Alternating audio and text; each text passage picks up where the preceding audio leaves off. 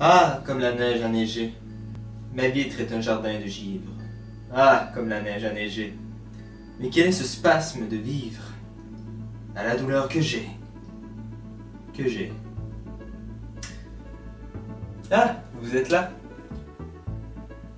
Vous savez, ces quelques vers d'Émile Nelligan résonnent toujours à l'esprit du peuple québécois, alors que par ce mois de novembre, les flocons commencent à enneiger le paysage et les foyers réchauffent les cœurs des familles. Alors, avec le vent glacial qui s'installe à l'extérieur, s'asseoir au coin du feu, avec une tasse de chocolat chaud et la manette de sa console préférée, n'est-il pas la plus invitante des propositions afin de traverser cette période sombre où le soleil se fait plus timide qu'un adolescent prépubère dans une soirée dansante? Eh bien, en tant que fier représentant de vos cousins québécois, je me sens les plus compétents afin de vous parler de ce lien fort, mais intéressant, qui lie les jeux vidéo à la période hivernale. Bienvenue dans ce tout premier 36-15 minutes.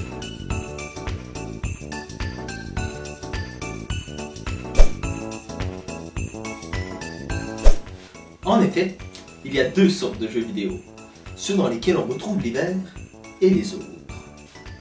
À première vue, on pourrait penser, mais à tort, que les joies des plaisirs glacés seraient largement négligés par les développeurs. Mais non, en effet, l'hiver est aussi surreprésenté dans les jeux vidéo que l'est les plats au sirop d'érable au Québec. Ces derniers étant par contre délicieux.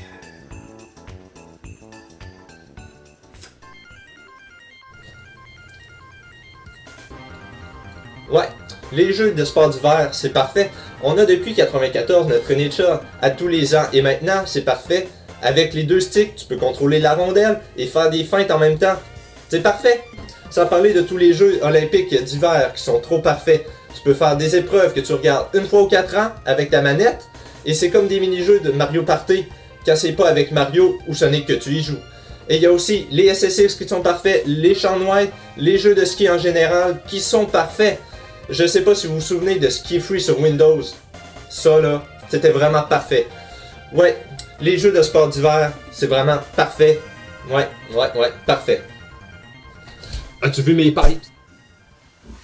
Alors, bien sûr, il y a les représentations directes des activités hivernales de nos compatriotes plus courageux qui osent affronter les températures rigoureuses de la saison froide. Mais ce n'est pas là que l'hiver laisse sa plus grande marque dans les jeux vidéo. Parce que, malgré que nous ressentions l'hiver au travers de ces jeux vidéo, il n'en reste pas moins que c'est un côté très sensoriel qui est représenté. En effet, aller dévaler une pente de ski, aller patiner, faire une partie de curling, voilà toutes des activités qui sont pratiquées pour les sensations extrêmes qu'elles offrent. Chose que ne peut pas se vanter d'offrir le média qu'est le jeu vidéo, sur lequel est transporté, souvent maladroitement, ces activités hivernales. Non. L'hiver nous transmet toute son essence et sa majestuosité lorsque nous la rencontrons dans ce qu'on appelle couramment le monde de la neige. Ou du moins, je l'appelle comme ça. Ouais, mais tu peux pas filmer des choses comme ça. Qu'est-ce qu'il va dire Usul quand il va entendre ça? Ouais, c'est mon 3615, j'ai raison, et puis c'est tout. Effectivement, vous avez probablement rencontré ce fameux monde de la neige dans l'un de vos jeux préférés.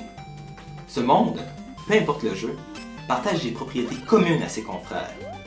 Il représente soit le danger, l'austérité de la nature et son indomptable réalité, bien qu'à la fois fantaisiste et ridiculement somptueuse. Ou bien, il représente Noël, toujours avec cette étrange beauté, mais aussi baigné par une joie de vivre et une magie communément appelée la magie des fêtes. Peu importe la thématique choisie par les développeurs, ils sont des niveaux remplis d'émotions. Ce sont de tout petits instants d'hiver dans les jeux vidéo qui restent malgré eux imprégnés dans l'imaginaire des joueurs et des joueuses. Qui ne se souvient pas des mondes glacés de Donkey Kong Country, du ICC Peak de Banjo-Kazooie, de la montagne de Majora Mask, de la descente de ski dans Yoshi's Island, ou du monde 6 de Mario 3. Ce 36 de dessin de Nintendo, c'est une mention honorifique pour l'effort dans leur autre jeu des non-niveaux. L'émotion dégagée par cette saison est telle qu'elle a inspiré les gars de N-Space pour un jeu de survival horror named Winter, ne servant que du prétexte de la saison froide pour vous donner des frissons. Les loups et créatures de toutes sortes auraient menacé votre survie dans ce jeu Wii, qui n'aura malheureusement pas trouvé le financement nécessaire pour se retrouver sur les tablettes. Nous aimons nous retrouver dans ces niveaux, simplement par la beauté qu'ils dégagent. Pour se retrouver dans notre imaginaire et repenser à nos froides soirées d'hiver avec nos familles, à regarder les flocons qui tombent à l'extérieur. Ou tout simplement pour affronter les nouveaux éléments de gameplay. Comme, vous savez, ces petites plaques de glace dans Mario World et tu peux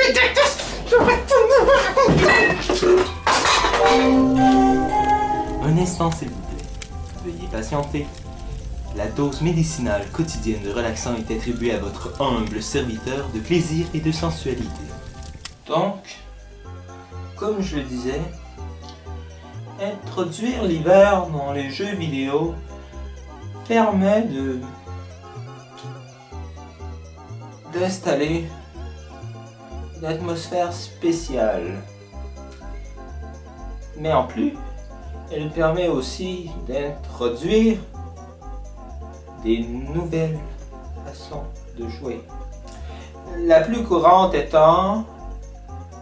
étant la glace. Vous savez, ces endroits où toute friction entre le personnage et le sol est éliminée. Cela rend chacune des manœuvres près d'une tentative de suicide.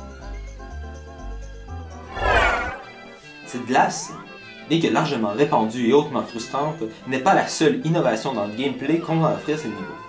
On peut penser à Mario 64, où notre cher plombier reste coincé dans la neige s'il tombe de trop haut. On peut penser aux Yeti, aux plateformes qui fondent dans Spelunky. On peut penser aux stalactites qui tombent dans Sonic 2 après cette merveilleuse séquence de snowboard. Ou encore aux lianes glacées et aux pingouins de Donkey Country 1 et 3. En plus d'offrir cette gamme d'émotions intenses et de repousser la limite des joueurs, ces derniers font souvent l'éloge de la trame musicale de ces mondes de la neige. En effet, ces morceaux se retrouvent dans le haut de ma liste d'OST puisqu'ils sont envoûtants et délicieux à l'oreille, tel que vous avez pu le remarquer depuis le début de cette vidéo. Bref, l'hiver est au jeu vidéo ce que l'hiver est à l'être humain. Il sait séparer les enfants des hommes, car derrière sa douce beauté se cache une bête cruelle que seuls les plus aguerris seront affrontés et en ressortir victorieux, tels le furent les Français lors de la colonisation de l'Amérique.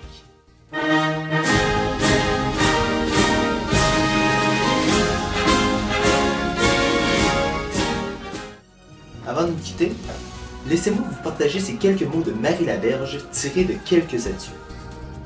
L'hiver, à ses débuts, ressemble toujours à une fête attendue.